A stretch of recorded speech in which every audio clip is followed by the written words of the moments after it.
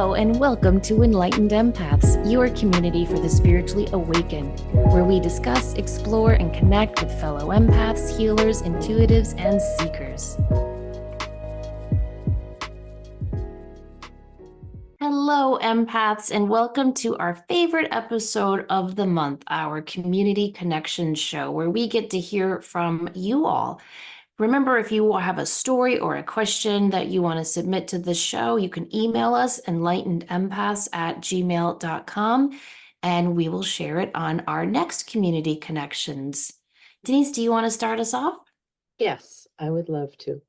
Our first one, what advice do you have for connecting to the ancestors we may not know about? For instance, after taking the DNA test for fun, I discovered that I'm about 12% sub-Saharan African.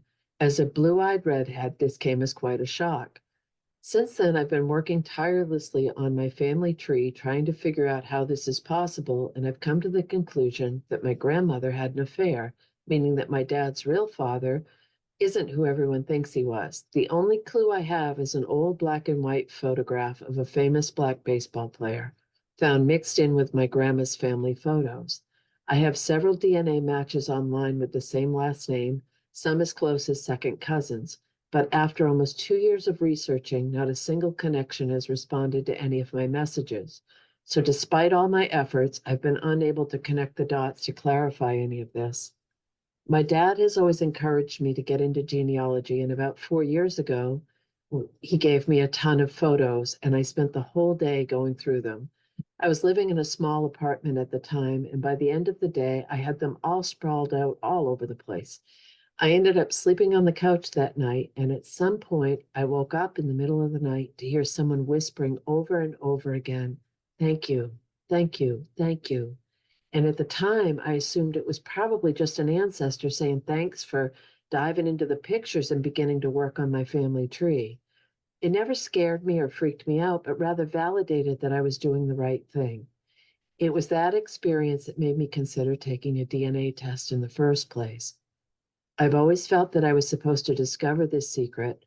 I haven't told my dad because I don't think he's ready to hear any of this, and I don't want to break his heart. But I do feel that it's my responsibility to eventually break the silence. So back to my original question. What are your thoughts on our ancestors? Do they definitely know about us even if we don't know about them?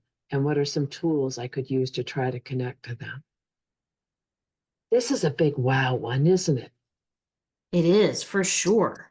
When you find out, and that's, as we mentioned in the last episode, or in a previous episode about genealogy, how interesting it is when you start uncovering things that might lead to patterns or situations, or as this person did, a big secret that probably no one had mentioned. And we don't know this person's age, but if it was her grandma, there was probably different parameters around mixed marriages, which is so archaic a term, but that's what it really was back in that time frame.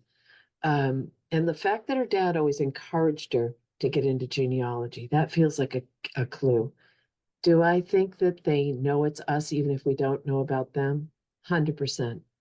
And I can say that with the conviction because I've done hundreds and hundreds and hundreds of readings where people didn't know who someone was that came through in spirit. Or they would say, but I didn't ever meet them. But that person shows up in spirit, and then they're able to go back and validate with a living family member. Oh, that was your uncle, or that was your brother's stepfather, or that was, so there is a connection. There is a connection, and they know about us. Some tools, an ancestral altar is really a beautiful way to start.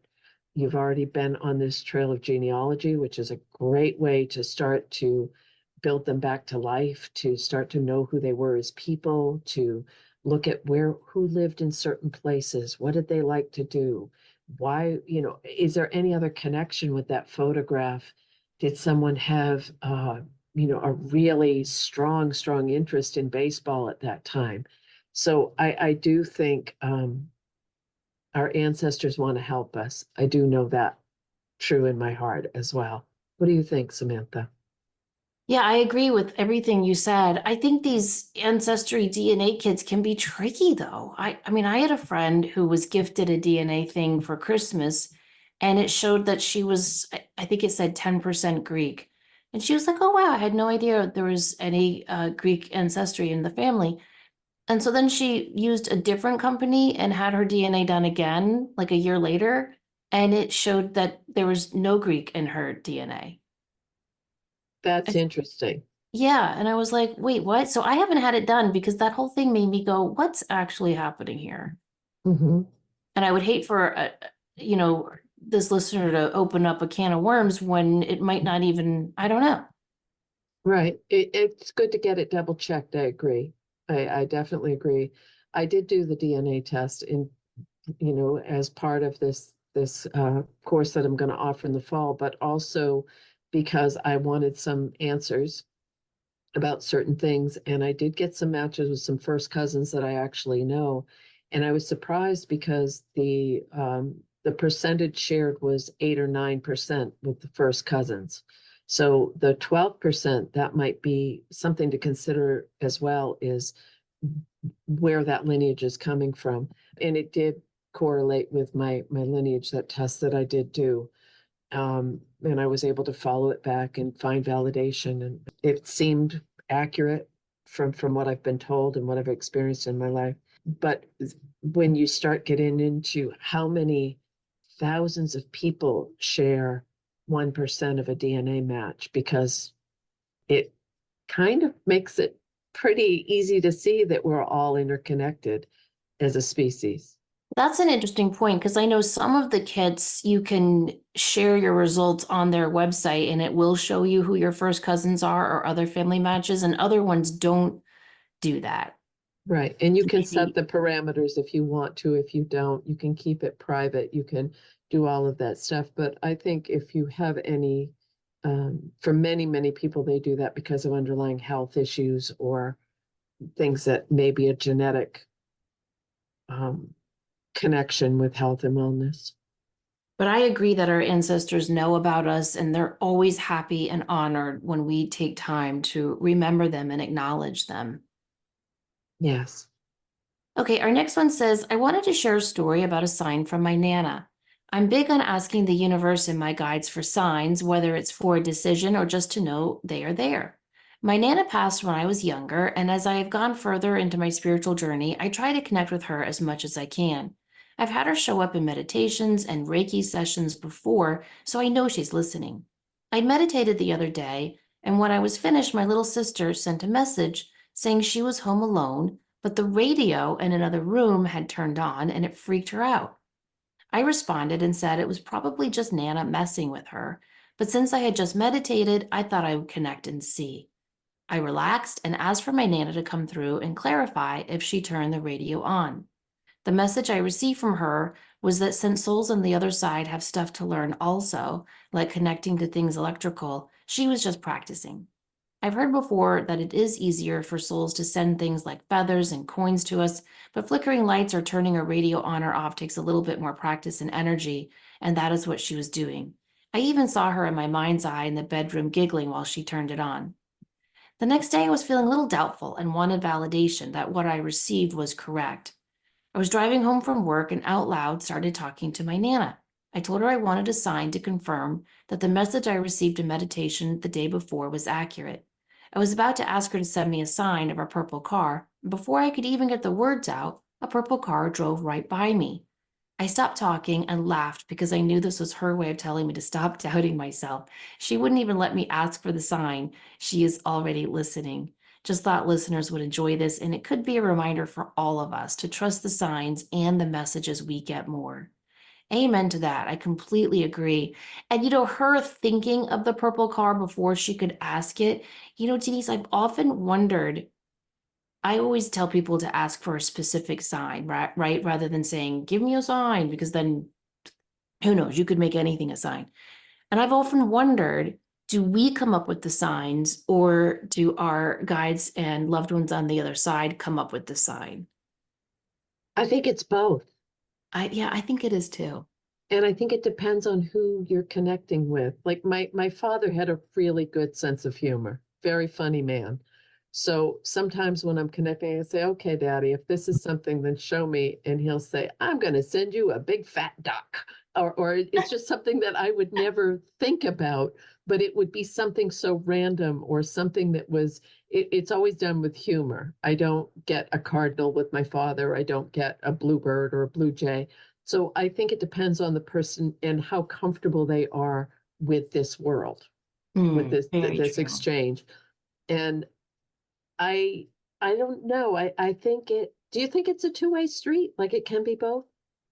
I do, because sometimes I'll be thinking, like, oh, what signs should I ask for? And something so random will pop into my head, like a big fat duck. And I'm like, where'd that come from?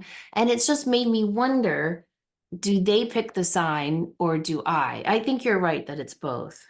Yeah. And you're usually, if, well, my own experience, if they're giving me the sign, there is usually there's some kind of a thread to something that makes sense with that person. Mm-hmm. So, like the big fat duck that recently happened. But when I used to work on the boat with my father, anyone that is in Nova Scotia, they have these beautiful, beautiful fat belly fishing boats. They're beautiful. The lines are pretty. They're some of my favorite boats. And I always told my father that I love Novies. And he said, well, they're just like fat little ducks, the way they ride the water. So for him to come through and show me a duck, like in my mind's eye, it's validation that it's him, but it's also kind of a memory connection as well. Oh, that's the best. I love Yeah. that. But I love that this person, added that it's a reminder to trust the signs and the messages that we get more because it, if you, this is kind of an aside, but not really. The spontaneity of it. And this thing came up on social media the other day, and this man, I don't know him. I've never seen him before. I don't know I didn't want to even find out any more about him. But he was professing all of these, being, saying he was a psychic and all these things that are going to happen. And some of them were quite negative. But then I realized he kept saying, I think, I think, I think. And I thought, well, he's not doing that intuitively. He's doing that from his cognitive mind. Because if you catch her saying, I think, instead of I sense, I feel, I know, you're not in your intuitive receptive mind. You're in your thinking cognitive place, your logical place. So I think if you're asking for a sign, see how you feel about it was the point of that little That's a great sidetrack. example. No, that's a great example because that means he's working from his left brain, not his right brain. And we know intuition is connected to the right brain, which is feeling and sensing. Yeah. So anyway, um, our next one, a couple months ago, I received a reading from a psychic who was recommended by a friend, and she told me that my somewhat new relationship appeared to be more like a soul contract than a soulmate connection. She believed that the relationship would last 7 years before we reached the end, but that we could always choose if we wanted to stay together beyond that.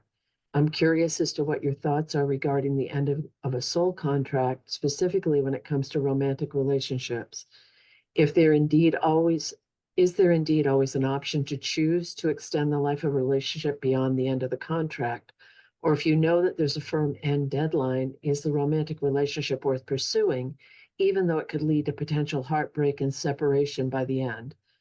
Would this latter option even be possible to do within a soul contract? For context, I'm turning 30 in a couple of months, and the idea of spending 7 years with someone to end up alone at this stage in life feels a bit overwhelming. I'm very much a romantic at heart and have always pictured that the next relationship I seriously pursue would have a longer end game, allowing me to build a strong foundation and family with a partner. My very personal aside on that is to never, I would never give an end date on a relationship, a romantic relationship. I wouldn't say, oh, well, because for me, if I heard that, it would always be in the back of my head. I only have 7 years. Is it worth it? I'm not going to bother. Do they know something I don't? It comes back to change and free will. It comes back to who knows if you work with this person and you overcome some obstacles that you may have come in to learn from each other, then the relationship takes a whole new turn. The relationships grow and evolve and change, and to put a definitive end date concerns me a little bit. Unless you were in danger. If you were in danger and they were saying this may be something to be aware of, but I strongly feel we don't have a right to plant those kind of seeds. Do I think that we have soul contracts with people? Yes. Do I think going into a relationship with the fear that it's going to end is a great way to start it? Not at all. Can we choose to extend the life of a relationship beyond the end of the contract? Oh, hell yes. I think I think a lot of us have done that I was romantically going to in say, you and I are friendships. living proof of that. No, just one more time. Wait, let's try geographical. I bet that will help. Um, so anyway, what do you think? Well, I think you're just too kind because I want to say that this psychic is so unethical. I want to pull my hair out. I mean, Yeah. them's the facts. Like that's no, you wouldn't. Ugh. And 7 years, what'd she do? Pull that out of her ass or her hat? I don't know. Like it makes me so mad because when you're in love with someone, everything is a risk. Everything. I mean, loving is a risk. You don't know what's going to happen tomorrow, never mind 7 years down the road. And like she said, she's turning 30 in a couple of months. I know exactly what she's thinking. At 37, she's going to have to, if this ends, she's going to have to invest 3 years and then her eggs are aging. We women, we've got that biological clock tick, tick, ticking in the back of our head if we choose to have children. That is so unethical and unfair of that psychic. Nobody knows. No psychic is that good that they can be that specific. So, my first thing would be to say, don't go back to her and ask the friend who recommended her, hey, did anything she tell you ever come to fruition? And, oh, I don't know. That just makes me mad. Okay, and that's a really good point, though, because if you go to someone and they do pull that out of their ass or their hat, which I love that expression, uh, but they've been accurate about a lot of other things, it's going to give it more power, more validity, more, oh, well, they were so right about all this other stuff that they said, they must be onto something. And and it is different going into a relationship at 30 than at 40, 50, 60, 70. And what popped into my head was, you'll whenever it always touches my heart when I see people that are in their 70s, 80s, 90s that are we're in love, we're getting married, or we're going to live together, or we're going to start this new. And people say, well, you only got a few years left. And they say, yeah, but it's I can't imagine not doing it with this person. That's love. That's deep love. And it, I my opinion, I think you're the only one that knows if that person is who you want to be with. Yeah, and tell your love what this psychic said and stare into his or her eyes. Because if you see like a deer caught in the headlines, like, ooh, then that might give you a heads up. But if the person's like, oh my God, no, like, we're in this to win it. Like, I love you, and that's it. That I think this could open up a good conversation. Now, let's just play devil's advocate and pretend that this highly unethical psychic is right, which I completely doubt. Um, what if they are supposed to be together for 7 years to allow a child or two or three to come through? Right. Like that's come up for me in readings before, where I've said this so many times. I've seen where souls, they can be energetically linked to the mom or the dad, but very often they need the energy from these two people for different aspects that are going to impact that child's soul plan down the road. So sometimes you need two people to come together, whether it's for a one night stand, 7 years or 67 years, so that they can bring this soul together. And so just how dare she say all of that to her? Because you just don't know. Right. And that's why I think love is the biggest leap of faith and risk you will ever take in your life. And you just have to look at this person and ask, are you worth it? Are we worth it? Would I still say yes if I knew it was a day or a lifetime? Right. And the other aspect of that is they left it very vague. We don't know what's going to transpire in those 7 years, but there's nothing positive. There's no positive outcome with the way that was presented to that person. Right. Which is unfair. Well, it goes back to what Michelle Choi said about being morally, what was the word she used? Oh And yeah. that's what I'm getting with this is this is a moral issue to plant that seed with someone. Yeah, don't Uh, ever do that. And just I would recommend that you do some work to clear that message out of your energy. So you could do a cord cutting meditation where you visualize a cord going to that message and cut it, where you visualize a cord going to that psychic and you cut that cord. You could write down all of your fears about this relationship ending in 7 years and bury it like a death. Put it in a little coffin casket. Halloween's coming up soon. You can get one at Michael's. I'm serious. And just be like, be gone and just get it out of your energy. Because like you said, the placebo effect of that, I don't like the thought of that. So you want to energetically get that out of your body and your mind and your soul and just focus on, what you really want out of this loving relationship you're in. right. Very well said. Okay, our next one says, my daughter is 13. She left public school for a year due to bullying, but more the lack of enforcement against it on the staff's part.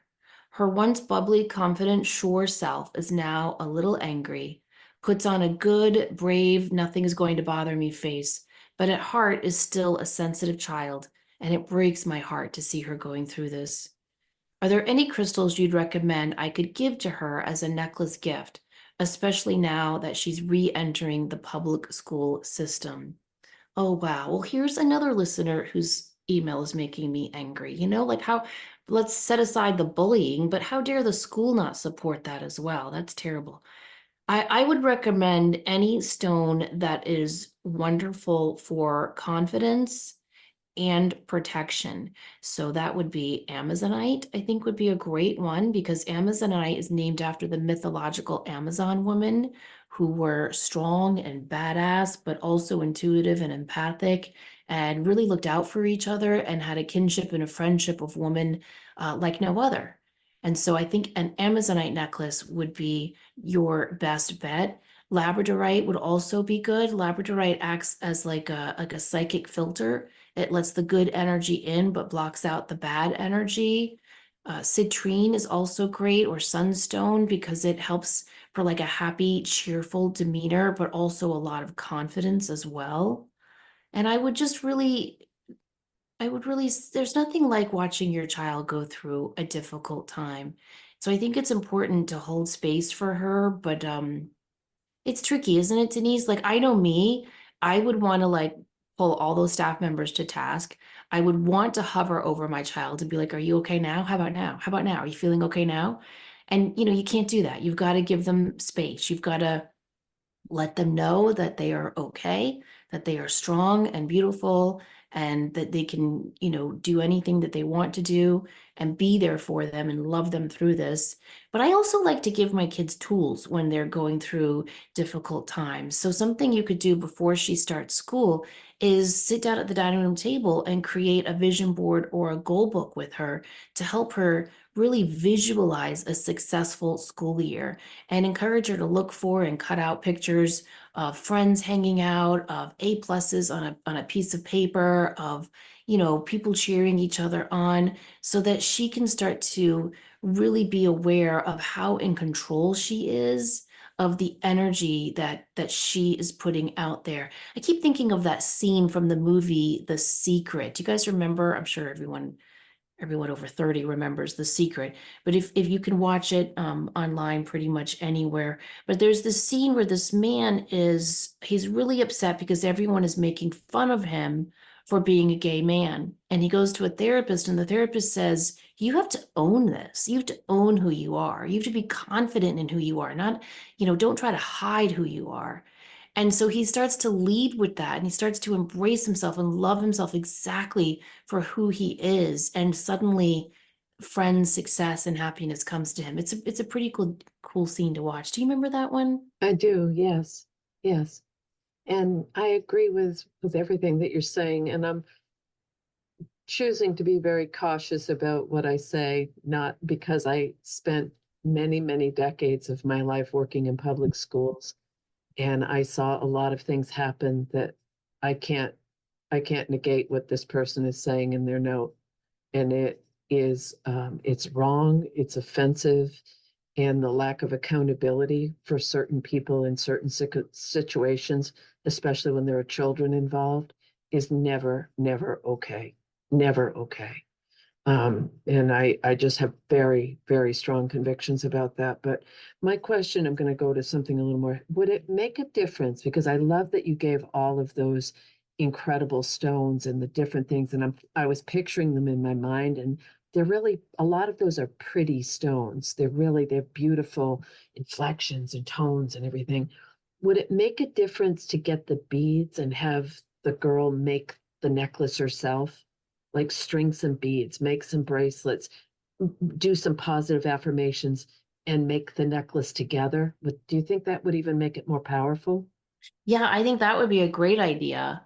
I think bracelets are probably be easier to make. And remember, if you wear a bracelet on your left wrist, you're receiving that energy. If you wear it on your right wrist, you're giving out that energy. So, for example, I would recommend that she make a citrine bracelet and wear it on her right wrist. So she's giving out the energy of joy and confidence. And, have that maybe that Amazonite bracelet on her left wrist so she's receiving the energy of that confident, determined, fierce, brave, but also empathic woman And energy. yes, and to help help her daughter. I mean, I did this as a grown ass person, is I would shields up on my way into a toxic building.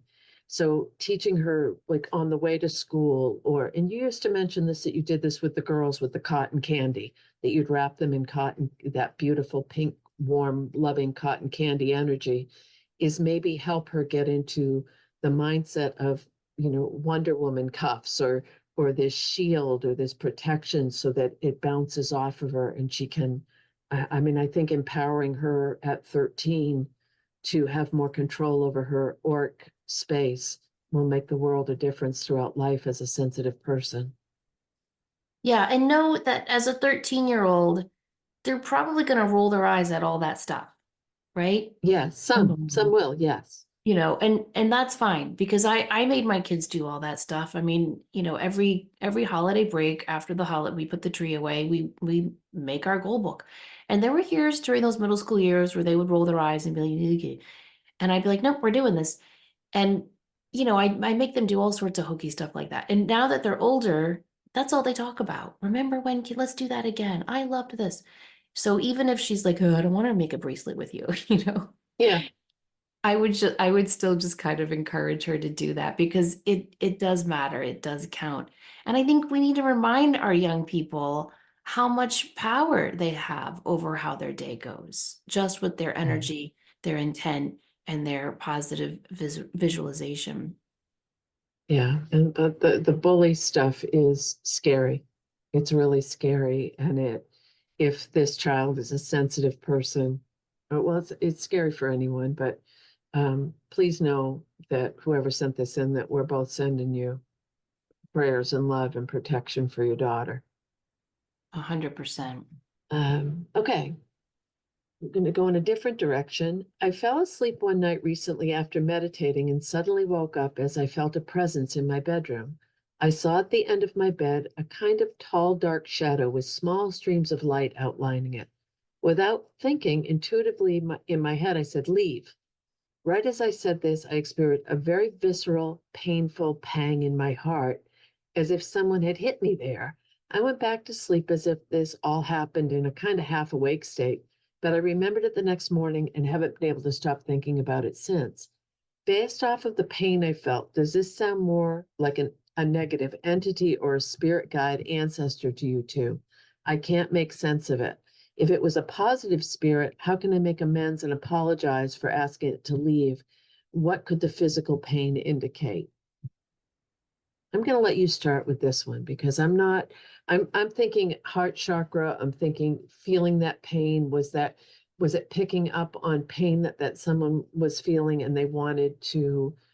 I mean, it could be I miss you, or it could be I don't get a dark negative entity feeling. No, I don't either, but I feel like I would need to know more. I need to know Yes. more about what was going on in this listener's life at that time, and I would need to know more about their personality. Like, for example, I have a very, very strong jump startle reflex. Are you like that? Like, if you're washing dishes and someone comes up behind you, do you jump? Sometimes if I'm in my Okay, own little world, yes. but not every time. No. Okay, every time I will.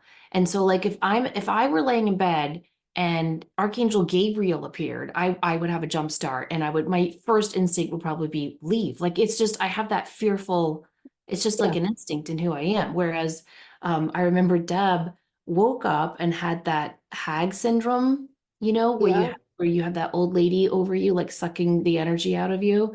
She was not afraid. She wiped her hand through it and went, "Be gone." And I was like, oh my gosh, she was so calm about it. So I would have to know if this listener has that quick instinct of, oh, something's like if I woke up and anything were in my room, like I said, an angel, a bunny, a kitten, I would be like, it would just be jarring to me. Right. So if she's like that, then I would say, all right, we need to rethink this. But if she's more like you or Deb and more like, okay, there's something strange happening, let me evaluate this, then we need to look at it. The pain thing, I find troubling because if they were sending you light and something good, I wouldn't imagine that it would cause pain. That's a good point. Like I've read a lot of stories of people who have had visitors in the night and they'll send them light and they'll feel it in their heart chakra, but they describe it as a warm or a cold sensation. They feel that it's almost like a spiritual upgrade, but I don't know if it was pain, I don't like it. Right. And I Yeah. would also like to ask this listener, did anything happen in the weeks after that? Any poltergeist activity, any sleep disturbances? Did you have anything negative happen where this could be a warning? I don't know. I would need more information. I'm not ready to say this was good or bad though. I love, love, love the way that you just described that. And that when the person said, experienced a very visceral, painful pang in my heart as if someone had hit me there. That's different than I felt a clench in my heart, or I felt heartache, or I felt, someone was letting me know they had a heart attack, or that I'm not a fan of feeling physically touched or hit by things I can't see. Well, there is a lot of thought that shadow people, the reason why you see shadow people at night is because they visit homes. No one knows what shadow people are or why so many people see them, but there is speculation that they're a form of an energy vampire and the way they live on the astral plane that they exist on is by taking our energy. Oh, So I wonder if it was something like that. I, And if that's the case, then you need to get little Dixie cups or bowls and in the four corners of your bedroom, fill them with salt to absorb any negative energy from that. And definitely smudge your house or use some singing bowls.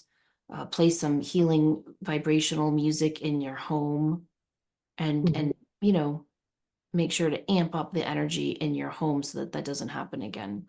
Usually shadow people come when we are stressed out, we're in need of good sleep, we're overwhelmed, we've got a lot on our mind, and so our psychic defenses are down. Usually that's when people tend to see shadow people, because it's like a hunter, right? The lion goes for the weak gazelle, and so they'll take advantage of that to take energy. I'm not saying I, that's what it was. I'm not saying. no, no, you're not. What kind of came to me when you were speaking is a porous auric field similar to if someone has over imbibed in something and it puts almost holes in your auric field that allows energy to come in. And I'm not saying that was the case either, but it, I think when reflection that it doesn't feel positive or negative, we need more information, but to be, yeah. Oh, the last part, if it was a positive spirit, how can I make amends and apologize for asking it to leave? If it feels right and true, you can send that love out and the whoever or whatever is meant to receive it will. You can say, Exactly. Because they know. Look, if you read every encounter, and there are many of angels in the Bible, what's the first thing they say? Be not afraid. Because mhm. they know just popping in like that is scary. Yes, it is. It is. Oh my goodness. Okay. Our next one says, I am a longtime follower of your show and a fellow empath, intuitive, and energy worker. I'm writing today for a friend of mine who spoke to me yesterday of a strange experience that occurred with him. He's trying to come to terms with this experience and to find the meaning in it for him. I told him about your podcast and that you do a monthly connection show with your listeners who ask questions. So I'm going to do my best to relay his message. My friend, who is also a gifted intuitive and tarot reader, went out to a local diner for breakfast with his adult son. They frequently go to this diner, and everyone that works there is very familiar with my friend and his son. While they were sitting at the counter, their waitress came up to him saying, "You're glowing. What is going on?" Other people who were at the back of the diner also pointed it out to him. They appeared to be mesmerized as they told him what they were seeing. My friend's son said, "Yeah, I see it too, Dad." My friend just made a joke of it because he didn't know what to make of it. He went on with his day and didn't think anything of it until later that night. When he started to replay his thoughts about the events of the day, he realized that people kept approaching him all day long. They were just coming up to him out of the blue, looking at him and walking away. My personal feeling is that his aura was highly visible that day because his spirit was vibrating at a high level of frequency. He is a very benevolent and spiritual person who is kind and helpful to humans and animals alike. Psychic abilities run in his family, which make it easy for him to be in touch with the divine realm. My explanation was that people were drawn to him that day because they were witnessing his inner light without even realizing what they were seeing. Nevertheless, this has my friend very perplexed and looking for answers as to what this means for him, hoping you can share your thoughts as well. Wow, I think that this listener is 100% correct and spot on. And the fact that the waitress saw it, the son saw it, and other diner patrons saw it as well is wonderful validation. He is glowing because his intuitive and energetic vibration is at a higher level, probably because of all the benevolent work that he is doing. And I think when this happens, we do kind of subconsciously send out a message to people that, we are safe, we are kind, and we are like, it's like what Mr. Rogers said, look for the helpers.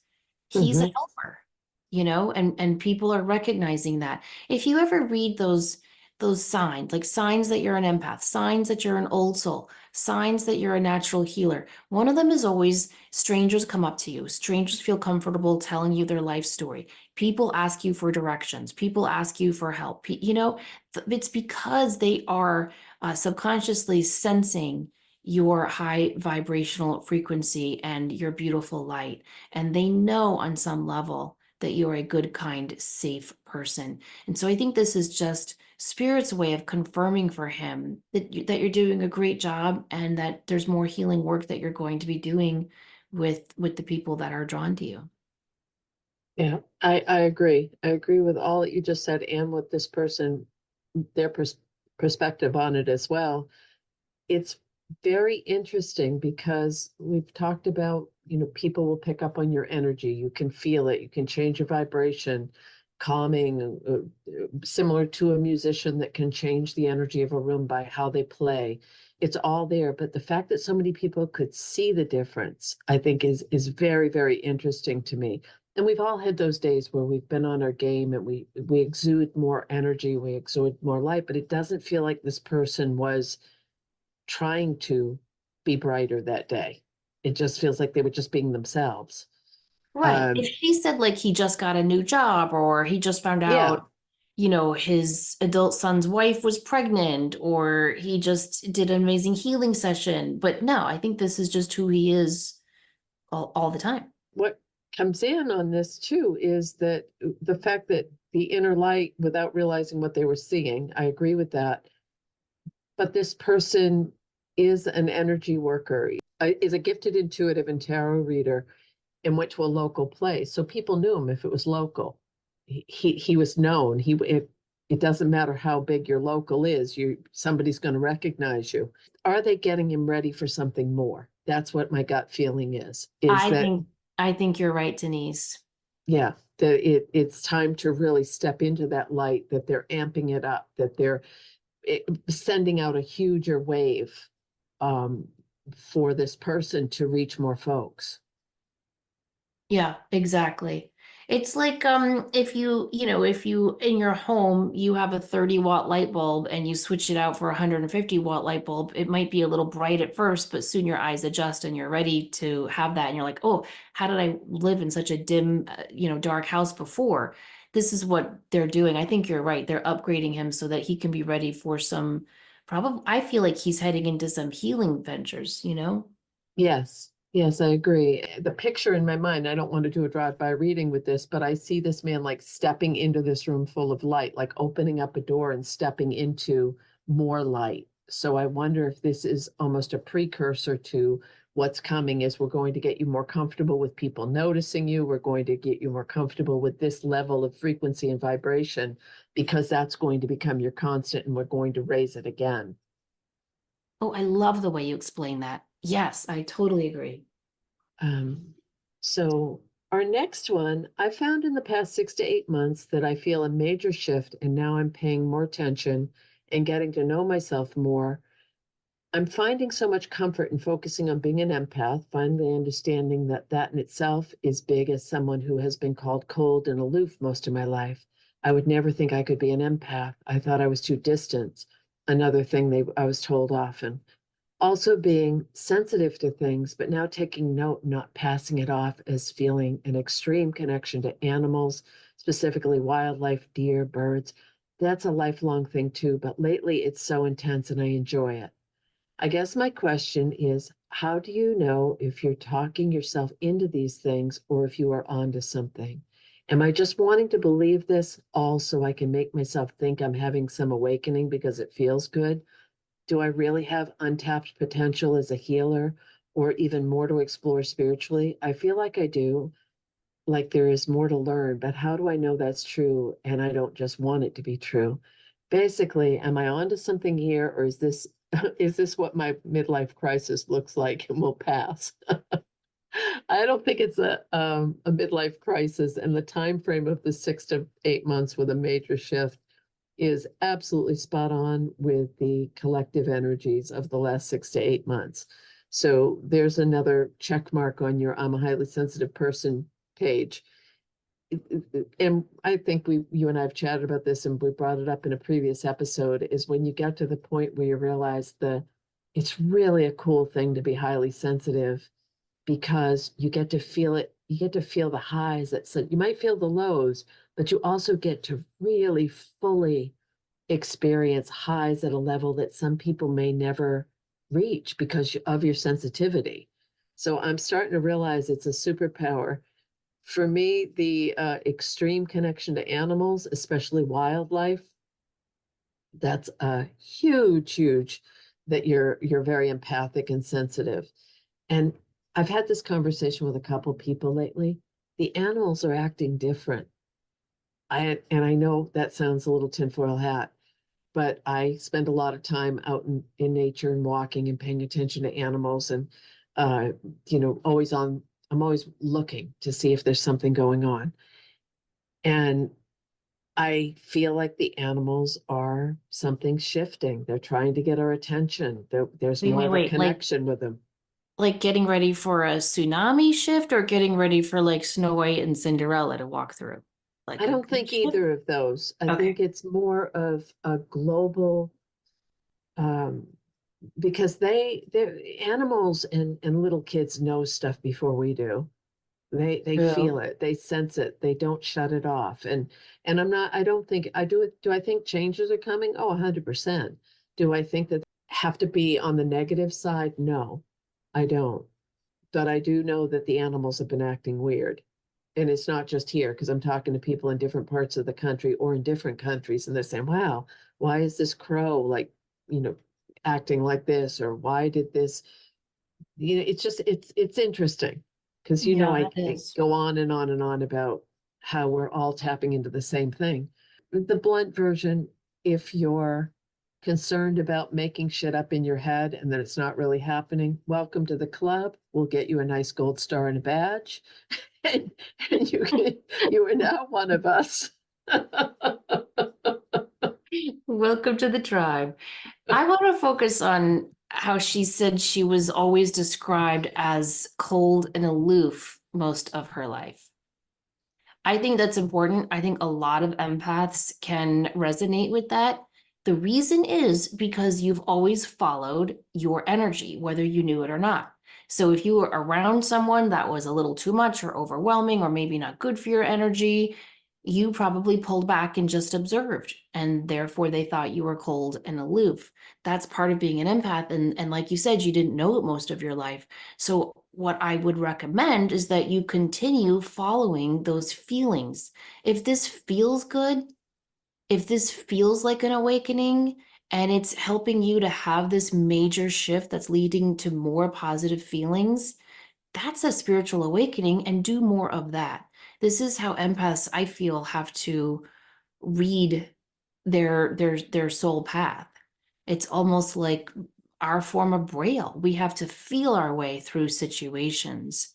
And when we learn to trust those feelings and not doubt them or overthink them or analyze them too much, they will always lead us in the right direction. So Yes. I do think you have untapped potential, just like our previous listener's friend.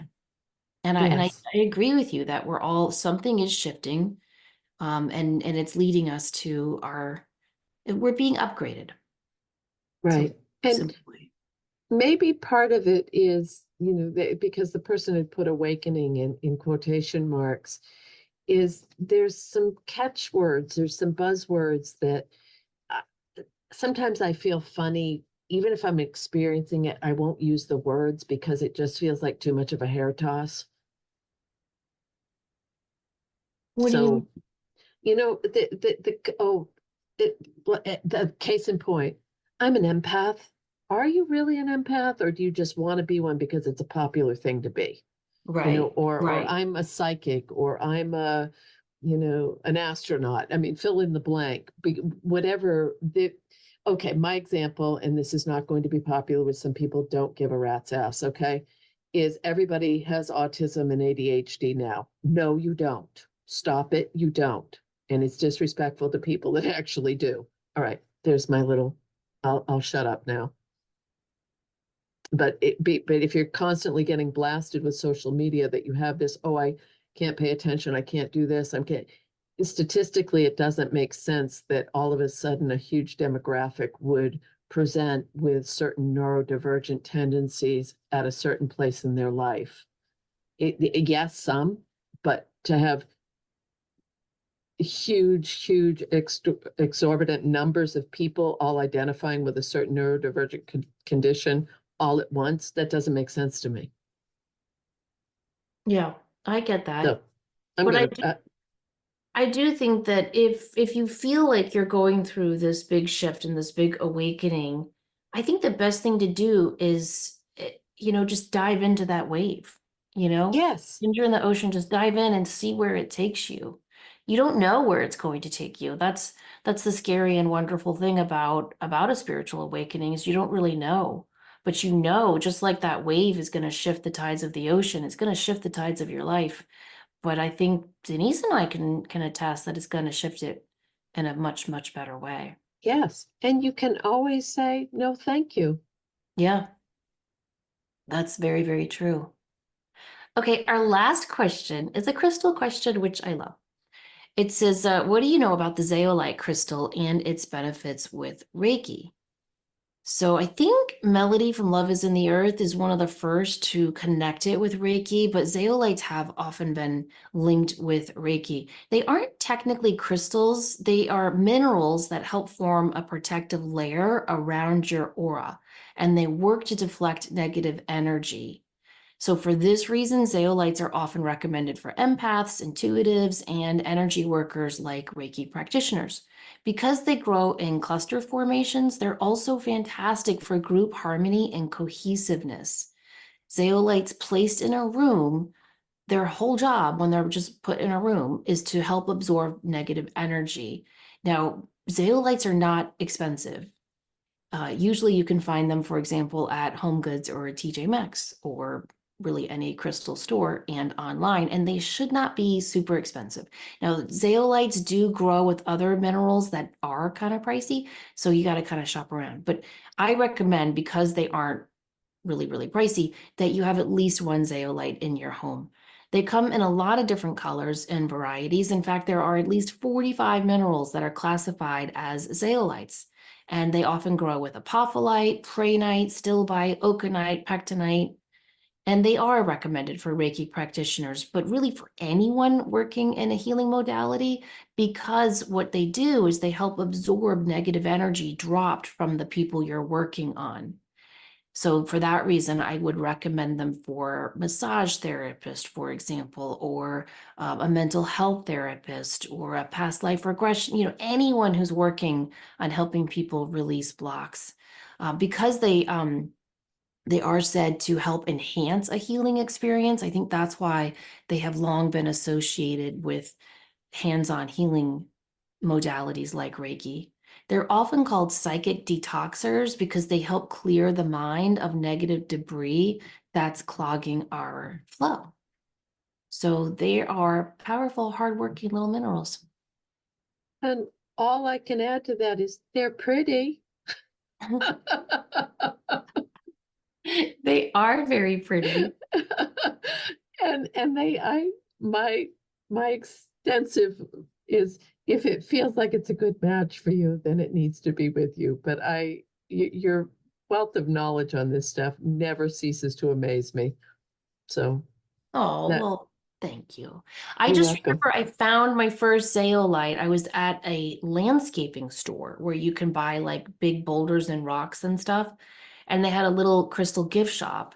And I saw this zeolite. I thought it was clear apophyllite. There was a little bit of apophyllite, but there were also some golden aspects to it. And I learned it was zeolite. I was so attracted to that stone, and I just felt, I don't know, kind of clearer and healthier and happier holding it. And so I remember bringing it home and doing research on it. And I was like, oh, dang, I need one of these in every room and my office.